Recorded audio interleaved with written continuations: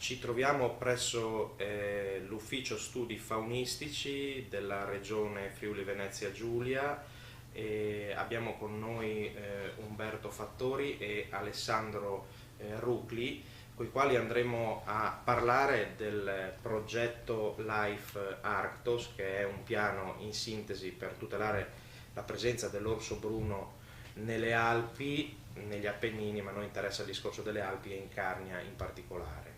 Chiediamo a Fattori innanzitutto qual è il ruolo che ricoprirà la Regione e assieme a chi lavorerete a questo progetto. Diciamo che la Regione in particolare segue, assieme ad altri soggetti a livello di arco alpino, quindi la Regione Lombardia, il Trentino Alto Adige, il Parco Adamello Brenta e il Corpo Forestale dello Stato, delle azioni riferite alla popolazione di orso alpina e è in particolare responsabile di un'azione relativa all'elaborazione delle linee guida per il monitoraggio genetico della specie. E il progetto poi prevede altresì anche il monitoraggio genetico, quindi azioni dirette di monitoraggio sul territorio, delle azioni che consentiranno di distribuire alcuni sistemi di prevenzione del danno agli agricoltori e allevatori, in particolare le recinzioni elettrificate che si sono dimostrate il sistema più efficace, e di istituire due squadre, diciamo, di emergenza per affrontare eventuali situazioni create da orsi confidenti o problematici particolarmente dannosi, in collaborazione con gli altri soggetti che operano, diciamo, a vario titolo in regione, quindi le amministrazioni provinciali, il Corpo Forestale regionale ovviamente, che svolge un ruolo molto importante, l'Università degli Studi di Udine, il Corpo Forestale dello Stato, che è titolare a livello nazionale di questa azione, e a livello locale ci sarà il coinvolgimento dell'ufficio territoriale per la biodiversità di Tarvisio, per realizzare appunto queste squadre di emergenza. E infine un'altra azione molto importante riguarda la comunicazione, quindi con l'organizzazione di incontri, eventi specifici rivolti a categorie target, in particolare allevatori e agricoltori, i turisti e i cacciatori, esatto. Ecco, proviamo a entrare anche un po' nello specifico, no, del progetto. Progetto, cosa avete già fatto, già programmato e quali sono le azioni sulle quali siete già attivi o sarete attivi a breve? Allora, sicuramente stiamo proseguendo mediante un incarico con l'Università degli Studi di Udine col monitoraggio genetico della specie mediante trappole per pelo. Il progetto prevede un monitoraggio ante e post, quindi il primo anno di progetto, quindi il 2011, e l'ultimo anno il 2014, per verificare se le azioni progettuali hanno avuto un effetto diretto sulla conservazione. Abbiamo avviato gli incontri preliminari con i soggetti locali per l'istituzione delle squadre di emergenza e il collega, appunto, Alessandro, ha incominciato a lavorare sull'organizzazione di questi eventi rivolti alle categorie target.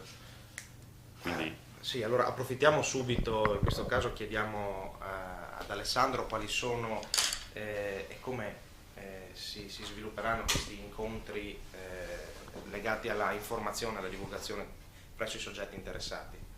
Sì, ci sono previsti incontri nell'area di presenza più abituale della specie, quindi nella parte montana della regione, soprattutto in provincia di Udine, sia la fascia confinaria con la Slovenia sia nelle parte più alpina. E si tratta di 3 incontri all'anno, uno dedicato agli agricoltori, quindi nello specifico apicoltori e allevatori, soprattutto di ovi caprini. E il primo di questi è previsto e organizzato per il 19 maggio a Enemonzo. E poi un altro incontro verrà fatto appunto con la categoria dei turisti, più o meno lo faremo in agosto, mentre verso settembre-ottobre faremo quello dedicato ai cacciatori.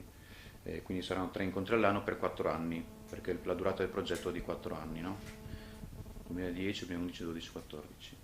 Niente, durante gli incontri verranno date informazioni circa la biologia delle specie, l'etologia e le informazioni necessarie alle varie categorie, insomma, per i turisti nel caso di incontro con l'orso, qual è il comportamento più opportuno da tenere per non spaventarsi troppo e per non spaventare troppo, no?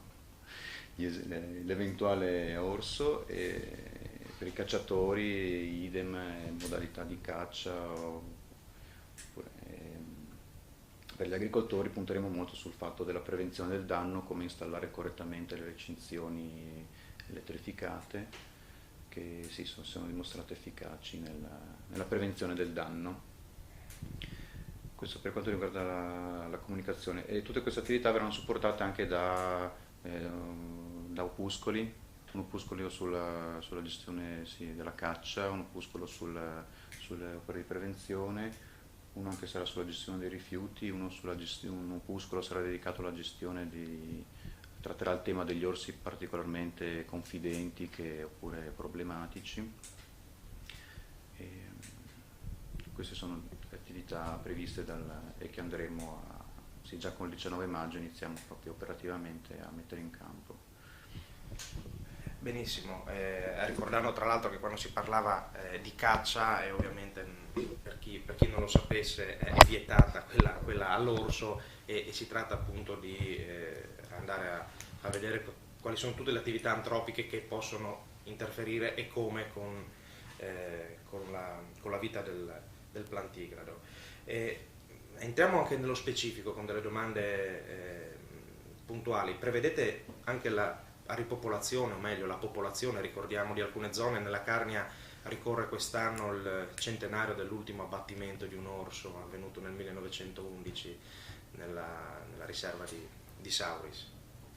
Diciamo, no, iniziative volte al ripopolamento di orsi, in particolare mediante il rilascio di femmine nella nostra regione, non sono attualmente previste dal progetto di cui stiamo parlando, e non sono in assoluto previste a breve termine per quanto riguarda le attività della regione.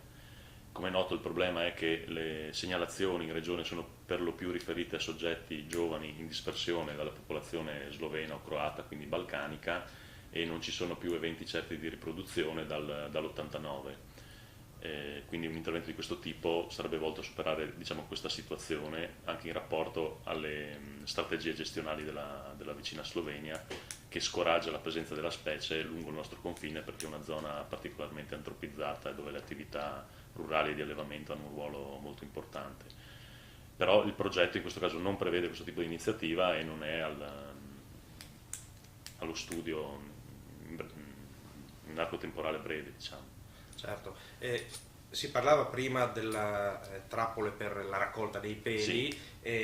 È prevista anche la cattura di un orso per eventuale... Allora, nell'ambito del progetto non sono previste catture, in regione operano 2 gruppi di lavoro comunque attivi, fanno ricerca attiva sulla specie, uno fa capo all'Università degli Studi di Udine e l'altro al Corpo Forestale dello Stato, mediante anche il progetto Lince Italia, e diciamo entrambi questi gruppi sono titolari di autorizzazione per la cattura di orsi, per apporre dei radiocollari, per fare degli studi di ecologia, diciamo, della specie. Quindi comunque in regione sono previste attività di questo tipo, ma non all'interno di questo progetto. A livello di risorse economiche, di quanti soldi disponete? Allora, complessivamente il progetto Life Arctos a livello nazionale ha un budget che si avvicina ai 4 milioni di euro, le risorse destinate alle attività regionali si aggirano sui circa 350.000 euro. Questo per i 4 anni del progetto? Per i 4 anni del progetto, per l'acquisto delle attrezzature e l'affidamento di incarichi per svolgere le azioni di cui abbiamo brevemente fatto cenno. Le squadre di pronto intervento, si può entrare nello specifico? Sì. Cosa sono e come funzioneranno, se sono già state composte? Allora, diciamo, abbiamo avviato le procedure per l'istituzione di queste squadre. In queste squadre noi vorremmo coinvolgere ovviamente i soggetti che hanno una competenza in materia, quindi sicuramente le vigilanze provinciali e il corpo forestale regionale, e i soggetti che hanno già operato, diciamo, sulla specie, che hanno maturato un'esperienza molto approfondita, in particolare il Corpo Forestale dello Stato e l'Università degli Studi di Udine, che ha già realizzato catture di orso, ma anche di lince in regione. Diciamo, il funzionamento di queste squadre è sostanzialmente descritto nel piano d'azione nazionale per la gestione delle problematiche relative alla specie, e prevede una serie di interventi la cui gradualità, scalarità dipende, diciamo, dal comportamento dell'orso, quindi a fronte di comportamenti diciamo potenzialmente più pericolosi, le squadre interviene con dei provvedimenti via via diciamo, più impegnativi, che possono arrivare fino alla dissuasione, quindi diciamo a sparare per esempio dei proiettili in gomma all'animale per allontanarlo dalle case delle abitazioni, per fargli apprendere anche un comportamento diciamo più elusivo, quindi mantenerlo lontano dalle attività antropiche e dalle case. Quindi per intenderci, la interrompo, arriva la segnalazione della presenza di un orso, interviene la squadra, se l'orso, mettiamo l'ipotesi, è problematico, a tutti viene in mente l'esempio di Dino dell'anno scorso in Veneto, in questo caso la squadra adotta un intervento di dissuasione Sì, potrebbe arrivare fino ad adottare un intervento di dissuasione. E poi la squadra ovviamente ha altre funzioni, quelle di fornire una corretta informazione al territorio, diciamo, le persone che vengono eventualmente in contatto, quindi anche agricoltori, allevatori immagino soprattutto, e istruire sempre queste categorie sul corretto utilizzo delle opere di prevenzione, sul comportamento più opportuno da tenere in presenza dell'orso, quindi diciamo delle funzioni abbastanza ampie. Sì, sono già cooperative? No, non sono ancora operative, le stiamo istituendo, stiamo completando l'iter per l'istituzione, l'acquisto dell'attrezzatura e diciamo la condivisione dei protocolli per l'operatività.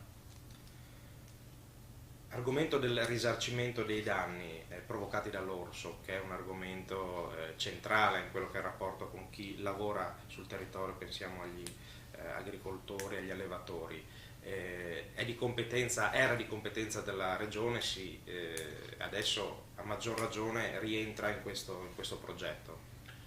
Sì, diciamo la materia dei danni da fauna è stata recentemente, qualche anno fa, devoluta alle amministrazioni provinciali. La regione ha tenuto in capo a sé solo diciamo, il risarcimento relativo a delle specie di particolare interesse, quali appunto orso, lince e lupo, anche perché sono specie tutelate da una direttiva comunitaria molto importante, la direttiva Habitat, e quindi c'è un capitolo di spesa specifico per l'indennizzo dei danni e per il finanziamento delle opere di prevenzione, questo sul bilancio regionale. Grazie al progetto LIFE, quindi al finanziamento comunitario, anche in questo caso c'è una quota di cofinanziamento regionale, sarà possibile acquistare altre 80 recinzioni elettrificate che verranno cedute in comodato gratuito, diciamo, agli allevatori delle zone dove la presenza è più costante, dove si sono verificati maggiori danni o maggiori problemi. Un altro esempio specifico legato al risarcimento è quello dell'abbattimento di capi, mettiamo ipotesi ovini. Sì. La procedura prevederà, non si discosta da quella già esistente, oppure cambierà qualcosa per chi volesse andare a ottenere un risarcimento? No, in questo caso il progetto finanzia solo diciamo, la cessione in comodato delle recinzioni. La parte indennizzo dei danni viene gestita come sempre, c'è un apposito regolamento che disciplina questo aspetto con dei tempi, diciamo, ragionevolmente stretti per indennizzare rapidamente chi abbia subito un danno.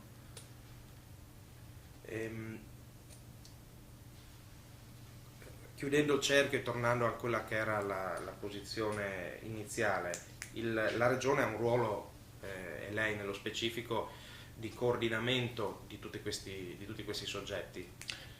Sì, diciamo il quadro normativo vigente pone in capo la Regione diciamo, la verifica dello stato di conservazione di questa specie, appunto che è una specie prioritaria, particolarmente tutelata, e quindi le azioni che abbiamo descritto fanno parte delle iniziative gestionali volte appunto a conservare o migliorare lo stato di conservazione delle popolazioni di orso in regione.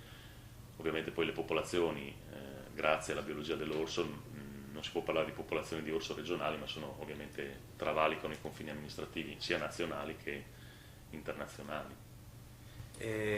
Andiamo all'attualità, siamo in primavera avanzata, quindi ci sono già state delle segnalazioni, gli orsi hanno ricominciato a frequentare le nostre zone, anche la Carnia, il Tarvisiano.